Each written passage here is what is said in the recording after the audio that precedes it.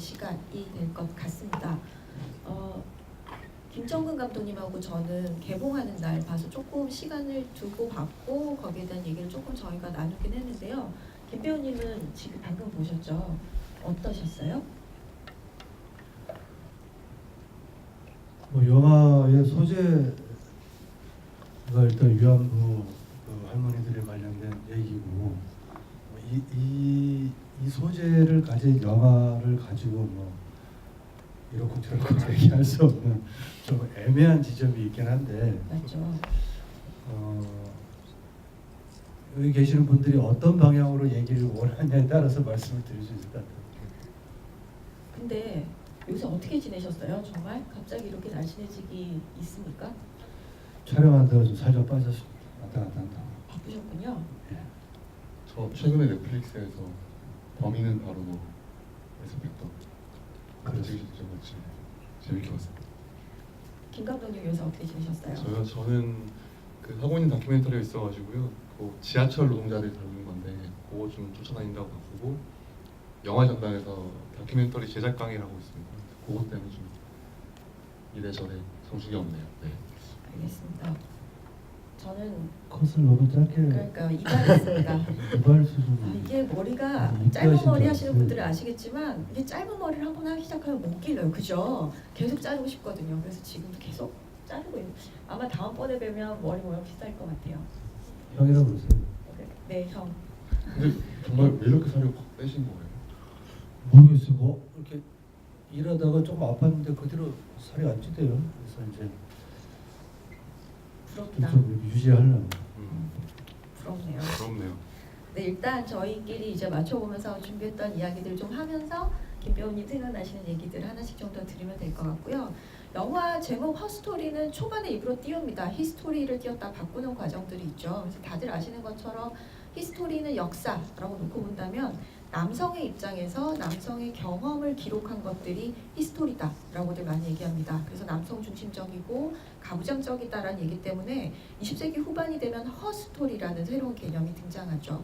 그래서 이 사건과 역사 속에 있었던 인물들을 남성의 시각이 아니라 여성이 좀 더 주체적인 혹은 여성을 주인공으로 하는 이야기들을 기록하는 것을 허스토리라고 하죠. 그래서 이 영화가 허스토리라는 제목을 선정할 때부터 사실은 역사 속에서 많이 다뤄지지 않은 한국 근대사에 있었던 어떤 여성들의 이야기들을 다루겠다라고 선언한 셈인데요. 이를테면 이런 주제 혹은 이런 소재를 다루는 영화들의 완성도나 어떤 것들을 이야기하면 사실 굉장히 불경한 것처럼 혹은 네가 우리 주제 자체에 대해서 뭔가 태클을 거는 것처럼 얘기해서 사실 까방권이라는 게 유효한 소재이기도 한 것 같아요. 하지만 저는 그냥 할 겁니다. 그래서 일단 위안부라는 건 나중에 후반에도 나오지만 사실 위안부라는 용어 자체가 일본군 성노예라고 부르는 게 정확한 표현이다라고들 얘기를 하고요. 그래서 이제 93년 이후로는 유엔에서도 성노예라는 표현을 쓰고 있는 단어기도 합니다. 어쨌든 뭐 위안부와 성노예라는 표현을 왔다 갔다 하면서 그냥 일단 이야기를 드리자면 위안부라는 것들이 이제 본격적으로 시작되기 시작하고 훨씬 더 많아지는 건 청일전쟁 때 일본군들이 그 단체로 성병에 걸린대요. 그 단체로 성병에 걸리면서 군대 차원에서 어쩌면 이들의 성적 해소를 위한 뭔가를 해줘야겠다라는 필요성을 느끼기 시작해서 39년 그리고 41년 이럴 때 굉장히 많은 사람들을 데려가는 이런 일들이 생기는데 일본은 2만 명 정도다라고 주장을 하고 중국에서는 40만 명이었다라고 주장을 하기도 합니다. 그래서 보신 것처럼 위안부를 다루는 영화들은 다큐멘터리도 많았고요. 그 다음에 극장에서 개봉한 장편 영화들도 많았는데 사실은 다큐멘터리가 좀 더 많았죠. 다큐 감독님. 네. 설명을 해주세요. 네. 다큐멘터리가 훨씬 많을 수밖에 없는 게 여튼 당시에 이제 김학순 할머니 증언 이후에 이게 바로 영화되기에는 소재의 문제나 아니면 또 뭐랄까 이걸 받아들이는 국민 감정의 문제나 이런 것들 때문에 극화되기는 좀 쉽지 않았을 것 같고요. 오히려 이거는 다큐멘터리 만드는 사람들이 좀 그렇지만 시의적절성 그리고 사회 문제를 알리는 적극 나서는 어떤 액션 이런 것들 덕분에 좀 빨리 만들어졌던 것 같다는 생각이 들고요. 91년 증언 이후에 만든 작품들을 별로 몇 개 기억나는 거 말씀드리면 일단 화차로 잘 알려진 배영주 감독님이 이전에는 다큐멘터리 훨씬 많이 만드셨어요. 그래서 낮은 목소리 3부작이라고 해서 낮은 목소리 1부, 2부 그리고 마지막 숨결이라는 작품까지 3편을 만들었고요. 다음번에 좀 많이 알려진 영화가 김동원 감독님이라고 해서 다큐멘터리계의 대부라는 분이 계신데 그분이 만든 개봉은 하지 않았어요. 끝나지 않는 전쟁이라는 다큐멘터리가 있습니다. 이것도 약간 특이해서 얘기할 볼 게 있을 것 같고요. 다음 안혜령 감독이라고 다이빙벨을 공동 연출하신 분이 만드신 나의 마음은 지지 않았다라는, 그래서 이 영화는 관부재판과 굉장히 좀 유사한 지점이 있는 영화인데 그 영화가 있었고, 마지막 제가 기억나는 다큐멘터리가 권효 감독이 만든 그리고 싶은 것이라는 다큐멘터리가 있습니다. 그래서 먼저 변영주 감독님 3부작부터 말씀을 드리면 그 당시에 이제 91년 김학순 할머님의 증언 이후에 이걸 빨리 좀 시의적절하게 담아서 사람들에게 알려야 될 어떤 의무가 있었던 것 같아요. 그래서 실제로 나눔의 집이라고 이제 할머님들이 증언 이후에 모여서 사셨던 공간이 있는데 그 공간에서 할머님들이 어떻게 생활을 하시고 실제 수요 집회라고 지금도 계속되는 집회를 이제 꾸려나가셨던 이야기를 다루는 영화고요. 이 영화는 말씀드린 것처럼 시의적절성 때문에 처음으로 한국에서 개봉하는 다큐멘터리로 이제 알려졌고요. 이후에 2부에서는 나눔의 집이 이제 서울 원래 중심 종로 쪽에 있었는데 나중에 서울 외곽으로 이사를 가거든요. 그래서 이사 가면서 이 할머님들이 농사도 지으시고 실제로 이제 암에 걸려 돌아가시는 분도 계시고 이제 여러 가지 상황을 맞게 돼요. 그러면서 뭐랄까 그 변영주 감독에게 더 좀 찍어야 되지 않냐 우리를 이렇게 제안을 하신대요. 그래서 그렇게 만들어진 영화가 두 번째 영화이긴 한데 이 영화에서는 이제 첫 번째 낮은 목소리의 다른 지점이 굉장히 할머님들에 근접해서 훨씬 더 같이 생활하는 뉘앙스를 풍깁니다. 그리고 우정이 훨씬 더 깊어지는 거죠. 그러면서 이제 세 번째 숨결로 넘어가면은 이 우정이 이제 제작을 하는 단계까지 이르게 되는 거예요. 그래서 숨결에서는 할머니 한 분이 나머지 할머님들의 증언을 이제 인터뷰로 하러 다니는 형식으로 취해지거든요. 그러면서 영화가 굉장히 좀 접근법이 다양해지는 모양새를 취하고 있고요. 좀 길어지니까 이제 나머지 작품들 짧게 말씀드리면은 김동원 감독님의 그 끝나지 않는 전쟁을 보면은 영화에서도 나오고 그리고 우리가 잘 아는 것처럼 동아시아의 여성들이 대부분 다 이제 성노예로 끌려갔다라고만 알려져 있는데 실제 2차 대전 당시에 일본군이 주둔했던 모든 지역에 이런 위안소가 있었거든요. 그래서 동아시아뿐만 아니라 심지어 네덜란드에서 이렇게 이제 성노예가 됐던 여성까지 증언을 하는 그런 작품이에요. 그래서 이 작품도 굉장히 좀 같이 보시면 좋을 것 같고요. 그리고 나의 마음은 지지 않았다 같은 경우에는 여기는 관부재판이라고 해서 부산과 일본을 오가는 이야기잖아요. 근데 나의 마음에 지지 않았다의 영화 안에서는 그러니까 일본에 계신 할머님이 계속 이 재판을 10년간 이어오신 이야기고요.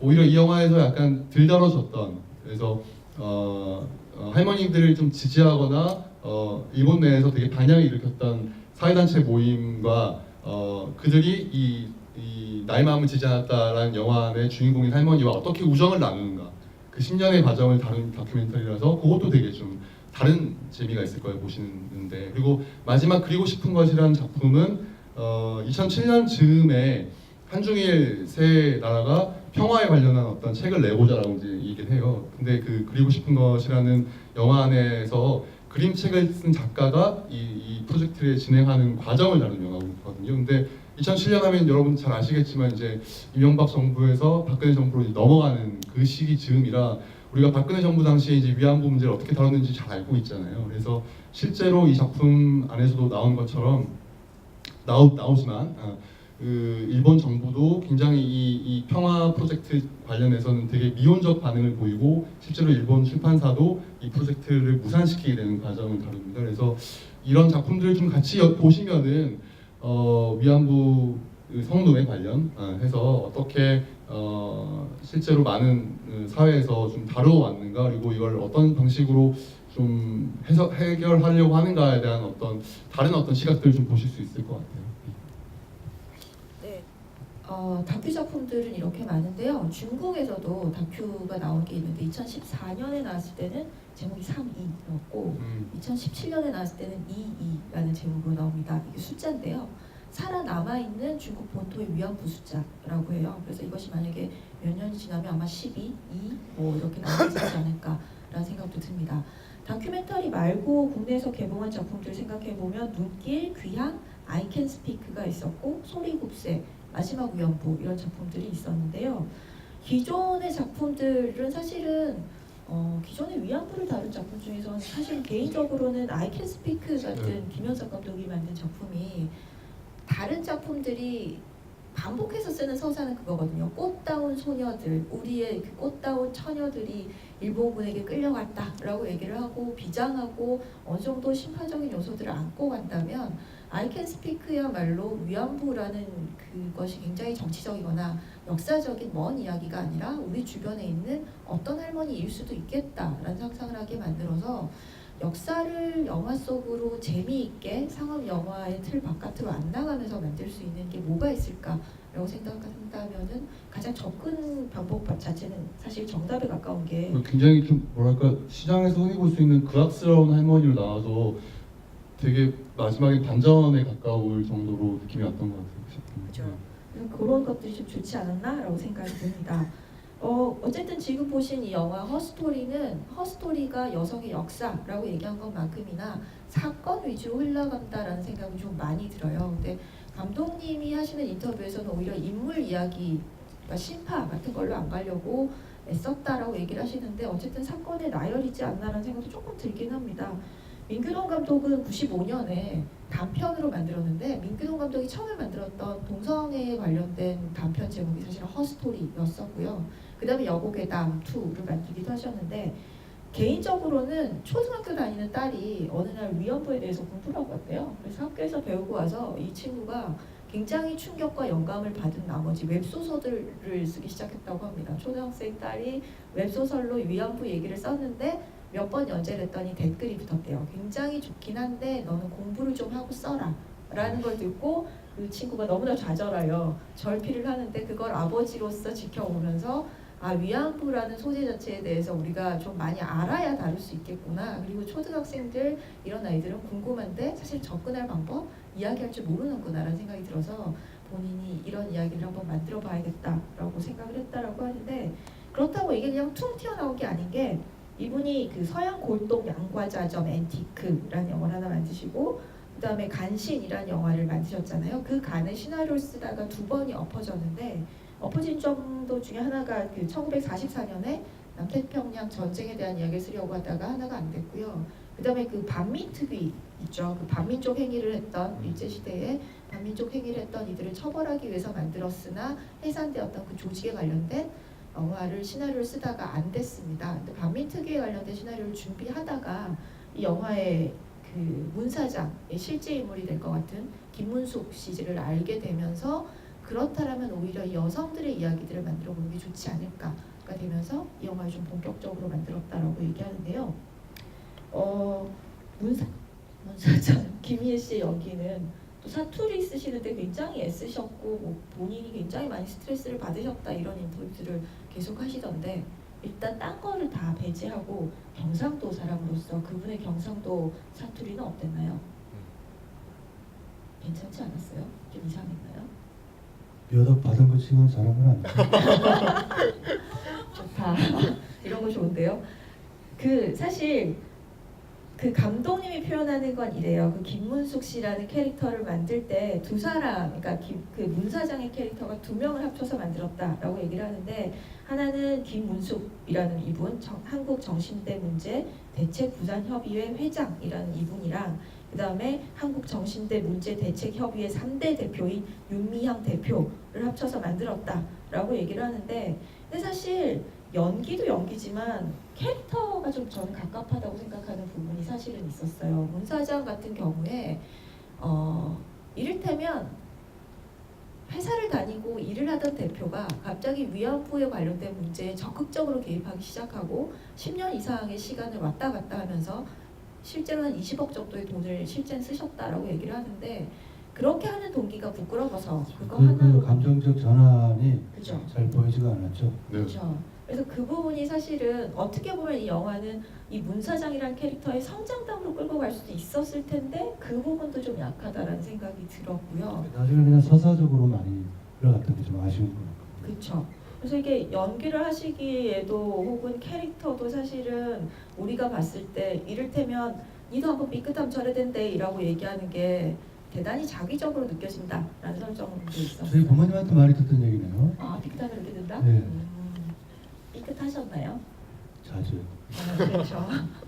그래서 저는 그 부분이 조금 그랬고, 이를테면 문 사장이 보여주는 어떤 행동들이 저돌적일 수도 있고 아니면 그녀가 가지고 있는 추진력일 수도 있겠지만 그 저고리를 벗는 그런 장면 같은 경우는 사실은 조금 폭력적이지 않나? 라는 생각이 조금 들었어요. 그래서 문 사장이 여성 캐릭터가 만약에 아니었다면, 남성 캐릭터였다면 이 전체 전개 자체가 사실은 대단히 폭력적이거나 혹은 너무 할머니들에게 압박을 가하는 것처럼 보일 것 같은데, 문 사장은 어떤 의미에서 보면 여자 마초처럼 보이기도 하고 그녀 자체가 인물이 왜 저렇게 움직이는지를 친절하게 설명하는 장면들이 없다라는 생각이 들어서 전 좀 아쉬웠어요.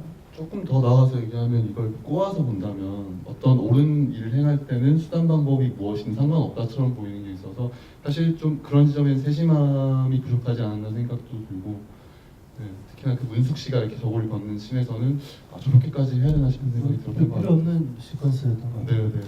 제가 영화를 보면서 아까 처음에 그 서두 말씀드렸듯이 이 영화의 소재 관련, 이야기, 그다음에 서사에 관련돼서는 내가 이렇다 저렇다 얘기할 건 없고, 이거는 다큐멘터리가 아니고 영화이기 때문에 영화를 업으로 삼고 있는 저로서는 영화라는 그 자체만으로도 자체로 제가 얘기할 거리가 몇 개가 있는 것 같아요. 이런 사실적인 영화를 만들 때 그 나라 영화계의 수준이 나오는 것 같아요. 사실 우리 전에 봤을 때 더 포스트. 더 포스트 같은 거 보면 정말 이 영화 선진국이 이 어떤 건지 여실히 느껴지는, 미술이랄지, 여러 가지가 아직 이런 것을 만들기에는 조금 부족하구나. 그 다음에 또 하나 조금 얘기하고 싶은 게, 앵글이, 카메라 감독이 어떤 컨셉으로 이 시퀀스들을 이어갔는지, 어떤 컨셉인지 도대체 알 방법은 없지만 정말 앵글을 저는 이해를 못해요. 저희가 이제 사실 차곡차곡 이어갈 얘기를 다 한 번에 하셔가지고. 하지만 진짜 앵글이 이상했던 맞아. 게, 카메라가 2번 정도 옷장 안에 들어간 거 보셨어요? 그 딸 방에 들어가서 김희애가 나와서 나란히 누울 때 카메라가 옷장 안에서 그걸 지켜보고 있길래 왜 저러지? 어차피 그래서 심지어는 저는 그걸 보면서 이 영화의 그 집 자체가, 김희애 집이 굉장히 세련된 야곡이잖아요. 근데 미닫이 문이 있는 건가 싶을 정도로 문 앵글이 되게 이상했던 거 기억이 나요. 그렇죠. 김혜숙 씨 집에 찾아가서 김희애 씨와 이야기하는 후반 장면에도 보면 또 카메라가 옷장 안에 들어가서 비치고 있어요. 카메라 감독이 이걸 다큐적 성격으로 이 영화를 찍어야 될까? 아니면 그 사람들이 심리 묘사로 이 앵글을 타이트하게 들어가서 심리 묘사를 많이 뽑아낼 것이, 이 갈등을 끝까지 마무리를 못하지 이 영화를 끝낸다. 네, 그렇죠. 그게 사실 제일 정확한 지점이라고 생각되는 게, 김정은 감독님하고도 저희 또 보고 나서 어디까지가 이게 픽션이고 어디까지가 진짜일까라는 얘기를 했는데, 인터뷰와 자료들을 찾아보면 광부 재판이 있었던 것은 맞지만 거기 나오는 김혜숙 씨의 캐릭터, 이를테면 자식에게 매독이 감염돼서 괴로워하는 위안부 할머니는 진짜로 계시지만 그 할머니와 뭐 입양을 했다거나 친구 얘기 이런 거는 아니고요. 그 다음에 약간 정신이 오락가락 하시는 할머니가 왔다 갔다 한 것들도 아니라서 영화적 재미를 위해서 가지고 온 창조한 설정들과 새로운 인물들이 태반인데, 그러면서도 다큐처럼 보이고 싶은 욕심 때문에 사실은 카메라가 옷장 속에 들어간다거나 혹은 그런 것 같아요. 그래서 아까 그리고 또 톤이 너무 높은데 영화 안에서 계속 그런 톤으로 영화가 이렇게 얘기가 계속 되는 걸 보면서, 하이톤은 잘 잡는데 로우톤은 못 잡아요. 그렇죠. B급을 못 잡아요. 재판할 때 그런 그 대사들은 사실적 대사이기 때문에 이걸 잘 픽업을 해서 이 관객들한테 잘 전달이 되도록 이걸 했었어야 되는데 그게 잘 안 됐던. 네. 그래서 좀 이 감정의 고조가 사실은 연기로 표현되지만 목소리나 사운드로도 표현되는데 그걸 밸런스를 잘 못 맞추고 너무 방점만 많이 찍은 듯한 느낌이 들어서, 나는 네. 그 김혜 씨가 연기자 캐릭터를 약간 메리 스트립을 롤 모델을 하지 않았을까라는 지금 생각이 언뜻 스쳤어요. 그러니까 오늘 보니까 주인공 90년 초반에 부산에 사는 그 여행사라는 사장 치고는 옷이 지금 너무 많았어요. 그죠. 의상팀이 이거는 계산 잘못한 거예요. 너무 옷이 많았어. 지금 내 기억에만 10번이 넘는 것 같아요. 이거는 조금 그러네요. 또 듣고 보니 또 그런 지점들이 좀 있다는 생각이 드는데요. 총 촬영 회차가 34번을 나왔고 법정신을 4회만에 찍었대요. 그래서 어쩌면 우리가 느꼈던 이런 한계 같은 것들이 제작비의 문제 혹은 촬영 복잡한 세트 아니에요? 한국에 세트를 찍었을 세트. 거예요. 그때 4회만에 찍었다라고 또 인터뷰에서 얘기를 하시는 거 세트를 더 빨리 찍으니까요. 그래서 아마도 좀 이런 부분들이 조금 완성도를 떨어뜨리게 만든 것 중에 이유 하나가 아닐까. 근데 그 와중에 제일 그 칭찬하고 싶은 거는 그 변호사 이름이 뭐죠? 이상일 변호사였던 거. 그 친구가 이번에 저랑 같이 드라마를 찍었는데 아, 이렇게 제가 일본말 좀 할 줄 알거든요. 일본말을 굉장히 공부를 많이 해요. 김준한 네, 준환이 김준환 정말 일본어 공부를 굉장히 잘하는 것 같아요. 그거 하나 진짜 그거는 정말 칭찬. 역대 나온 한국 배우가 한 일본어 대사 중에 제일 잘해요. 실제로 또 제일교포 역할을 하시는 거니까 그 어눌한 한국말을 되게 정말 그 제일교포처럼 얘기하시는 것 같아서 그것도 되게 그 잘하신 것 같아요. 재판장은 김인호 씨인가? 성함 잘 모르지만 여러 번 일본인 역할을 하셨고 그 사람은 제일 교포예요. 아 실제로 네. 그러세요? 네, 깡처리 할 때 물어보니까 제일 교포더라고. 그래야 내가 제가 그 배우가 기억나는 건 동주에서 윤동주랑 깡처리를 기억하라고. 무슨 동주야. 그러게요. 내가 그래서 다른 영화 많이 소개시켜줬다고. 그 알겠습니다. 네. 또 그런 게 있었군요. 네, 그런 비하가 있었군요. 아까 그 앵글 얘기가 나와서 말씀인데 저는 이제 최근 한국 영화 경향에 보면 되게 클로즈업이 많은 경향이 좀 있어요. 배우의 얼굴을 전시한 듯이 특히 잘생긴 남자 배우들은 그렇게 많이 소비를 하는 게 있는데 그래서 이 영화는 그래도 그나마 그 앵글이 좀 덜 거북스럽고 막 걸리지 않았던 이유는 기본적으로 얼굴이 주는 힘이 좀 있었던 것 같고 배우라는 사람들이 그리고 뭐랄까 이 배우의 주름이라든가 얼굴로 약간 일본 난가이 만들려는 게 있었던 것 같아요. 재판 가는데 왜 저렇게 오락가락하는 할머니를 데려갔지? 라는 생각도 들어서 현실적으로 개연성이 떨어진다라는 생각을 하게 되고 그러니까 오히려 정말 그 김선영이라는 친구가 그 정말 필사적으로 분위기를 띄우려고 그 장면을 억지로 넣는 것처럼 김선영 배우가 등장할 수 없는 일본 이야기에서는 이 할머니가 그 역할을 해줘서 진지하거나 무거운 얘기를 좀 쳐주자라고 생각한 것 같고요.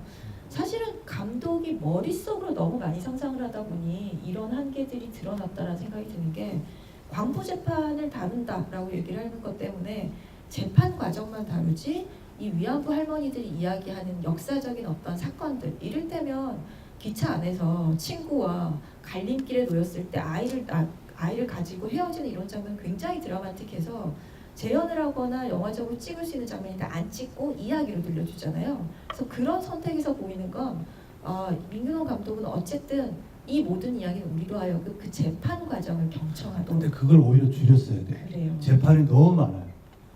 그리고 뻔한 진행이라는 걸 관객들이 벌써 정부가 가고 있는데 이걸 많았어.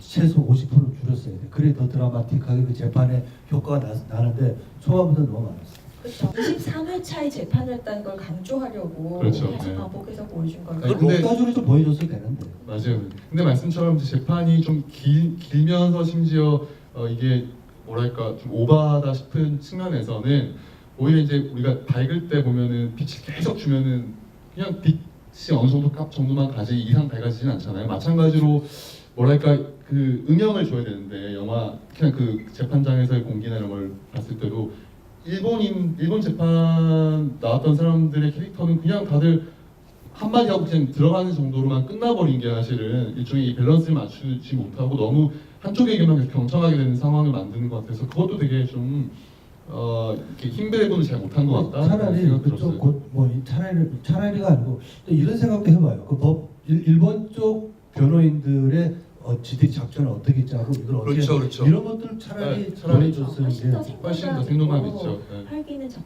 제작해야 되나 봐. 그러니까 오히려 이제 재판의 그 순회 보였던 이제 그 판사나 아니면 그 변호인들이 뒤에서 말을 맞춘다든가 이런 상상은 충분히 할 수 있을 것 같고 왜냐면 이제 국가의 편에 든 사람들이기 때문에 이제 그런 걸 안 보여준 게 사실은 조금 미진한 지점이 아닌가. 그러니까 네. 계속 감독님 욕심은 그거였던 거예요. 마치 다큐 같은 픽션을 만들겠다. 그러니까 그쪽 시점에 대해서 다루지 않겠다. 그리고 증언에 집중하기 위해서 바스트샷과 클로즈업이 조금 민망하지만 자 할머니들의 얼굴을 보고 할머니들의 이야기를 들어달라. 그러다 보니까 이런 결과물이 나왔다는 생각이 그렇죠. 들어서 사실은 영화적 재미나 어떤 리듬감보다 자기 생각이 너무 많고 어려운 주제를 다루다 보니 굳이 그렇게 할 필요 없는데 어려운 게 없고 초반에 여행사 사무실에 그 뭐 이렇게 돌 던지고 이럴 때 하나 오게 티가 있었어요. 뭘 찾으셨어요? 난 그 건물이 어느 위치에 있는지 알겠어요. 돌이 깨지고 밑에 사람이 막 욕하고 앵글이 다시 건물 쪽으로 하면서 옆에 엠버서더가 보였어. 있잖아. 그래서 난 그 건물이 어딘 줄 알겠어. 그거 약간 오게 튀고 초반에 여행사 세팅을 나름 굉장히 신경 쓴 거 그거 인정. 그 다음에 사장 집 세팅 잘 한 거 그거는 인정. 초반에 여주인공 옷 요거 좀 잘 한 거. 그때 여지없이 드러나는 한국 영화의 오게팁 또 하나 더. 사무실에 뒤에 있는데 바로 옆에 있는데 소리 없이 전화만 하고 있는. 그죠. 말없이 이렇게 버르르 하고 계시는. 이런 걸 좀 잘 해줘야 되는데. 그죠. 그 아쉬움. 그래서 그 얘기를 했어요. 사실은 김정은 감독하고 영화 보고 나온 다음에 김정은 감독한 얘기인가 딴 사람하고 한 얘기인가 이를테면 애국가를 누가 못 부르면 그래도 음치는 음치고 박자가 틀린 건 박자 맞네요. 그러니까 애국가를 누가 못 불러도 우리는 저 사람 목소리 이상해 박자 틀렸어라고 얘기할 수 있는데 영화는 특정 주제를 다루면 그거의 완성도에 대해서 우리가 입을 대기가 너무 어려워지고 공개된 장소에서 이런 얘기를 못 하게 되는 그래서 좋은 영화지 그래라고 얘기하게 되는 한계들이 있는데 오늘 영화 하지만 이거는 돈을 주고 보는 관객이 있잖아요. 그렇죠. 상품인데. 네, 상품이기 때문에 이거는 그 주제를 떠나서 하나의 상품이기 때문에 상품이 잘못되어진 우리 같은 이 영화를 비평하러 온 사람으로서는 이런 얘기를 충분히 할 수 있다는 거지.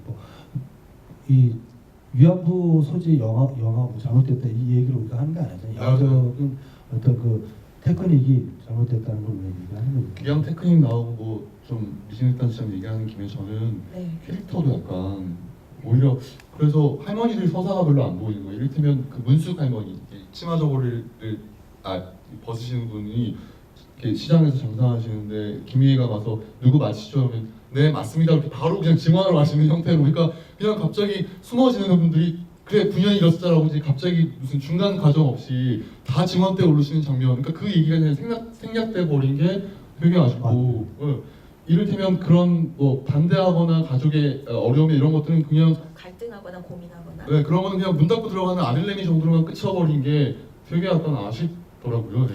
오히려 여자 주인공의 캐릭터를 더 풍부하게 하기 위해서는 오히려 기생관광 전문 여행사를 하고 있는 그러니까. 김희애가 정신없이 뭐 하고 뭐 되게 뭐 이렇게 하고 있는데 갑자기 이제 경제인 뭐 얘기하다가 갑자기 뜬금없이 그죠. 이렇게 더 캐릭터가 이렇게 딱 제작해야 되나 봐. 제작하셔야 되겠어요.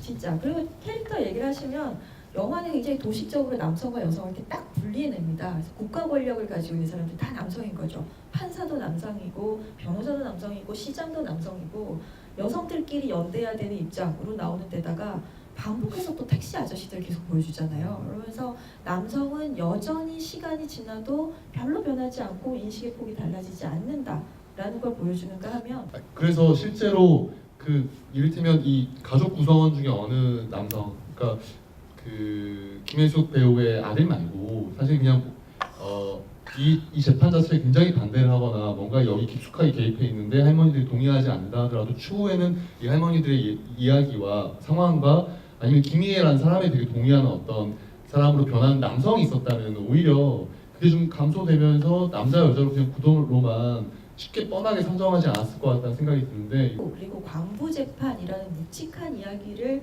접근하려다 보니까 굉장히 관념적으로 뭔가를 처음에 결정해버린 것 같아요. 다큐처럼 좀 가자. 도식적이더라도 여성들의 활약을 보여주자. 그 과정에서 남성은 좀 배제시키자. 그게 너무 많이 사로잡혔어. 내가 볼 때는 글을 쓸 때 네. 거기에 너무 사로잡혔어. 그렇죠. 이거를 진짜 픽셔널하거나 혹은 진짜 이거를 재밌는 영화로 만든다면 어떤 것들을 넣고 어떤 것들은 안 해도 된다라는 결정을 했어야 되는데 그것들을 못 하신 것 같아요. 그래도 이런 소재로 영화를 만들었다니 참 훌륭하십니다 라고 말할 수 있지만 어쨌든 영화적으로 영화의 재미나 완성도 같은 것들을 생각하면 관념적으로 접근한다라는 것 그리고 위안부라는 문제가 여전히 만드는 감독에게도 쉽지 않은 주제이다 보니 이런 선택들을 하게 됐구나라고 납득은 하지만 영화적으로 즐기기에는 좀 부족한 결과물이 아니었나라고 생각되는 지점들이 있는 것 같아요. 그러게요. 네. 뭐 한마디 더 하시고 싶은 말씀 있으시면 마무리 드릴까요? 그럴까요? 때로는 그런 것 같아요. 나는 실컷 울었는데 니들이 무슨 내 감상에 이렇게 초치냐 이렇게 이야기하실 수도 있을 것 같은데 사람마다 보는 시각이 다르니까 그래서 저는 저도 여전히 아쉬움이 남는 영화 그래서 좀 더 잘 만들 수 있지 않았을까라는 생각이 들고 기본적으로 배우들이 갖는 무게감이 굉장히 크잖아요. 저는 특히나 김혜숙 배우나 김희애 배우나 굉장히 좀 좋은 배우라고 생각하는 사람이라 그에 반해 영화는 좀 모자라지 않았나 오히려 너무 배우에 기대서 가는 것 같다는 생각이 들어서 여전히 아쉽다는 생각이 드는 그런 영화입니다. 아까도 얘기했지만 위안부 할머니를 다루는 영화면 더 잘 만들었어야 되는데 그런 부분에서 좀 아쉽다. 네, 저는 그 위안부를 다루는 영화들이 왜 위안부들은 소녀 아니면 할머니일까라는 투덜투덜을 있거든요. 이를테면 여성 중에서도 나이 때문에 완전히 피해자로 위치짓기 되게 좋은 나이가 소녀 아니면 할머니이고 실제로 위안부들은 10대에서 40대까지 끌려갔다는데 왜 20, 30대 위안부를 다루는 영화는 아직도 불편하고 어려운 얼굴들일까라는 생각도 들어요. 그래서 여배우들을 캐스팅이 안 돼요. 그렇죠. 되겠어요. 하겠어요. 맞습니다. 그래서 되게 제작을 하셔야겠어요. 역시 제작자의 마인드로 접근하시고 있어요. 그죠? 느껴지죠. 일단 위안부의 영화, 위안부를 다루는 영화를 만든다면 좀 더 잘 만들었으면 이라는 거 하나와 어쨌든 한국 전쟁이든 근대사든 우리가 몇 년간 살아온 이것들은 굉장히 드라마틱한 사건들이어서 영화의 소재로 지금이든 언젠가 다시 쓸 수 있을 것이라고 생각되는데요. 역사를 영화로 만들 때 관념적으로 접근할 것이 아니라 결과물이 영화라는 걸 생각하고 그래서 관객들을 위한 영화로 완성할 수 있으면 좀 더 좋지 않을까라고 생각됩니다. 네, 오늘 끝까지 알제신형 봐주셔서 감사하고요. 조심히 돌아가시기 바랍니다. 감사합니다. 감사합니다. 고맙습니다.